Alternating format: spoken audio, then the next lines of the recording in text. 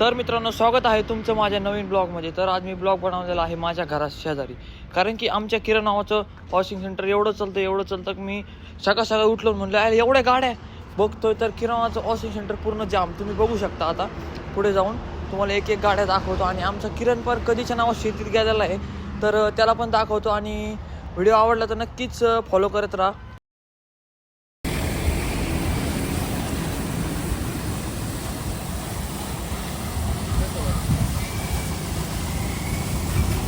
मित्रांनो, हे माझ्या बाबाचं घर आहे आणि इकडं आमच्या रोहन भाऊचं घर तुम्हाला दाखवतो. हे बघा, हे रोहन भाऊचं इकडं हॉटेल आहे. आणि बघा दिसलं का, हे इथे एक गाडी ती.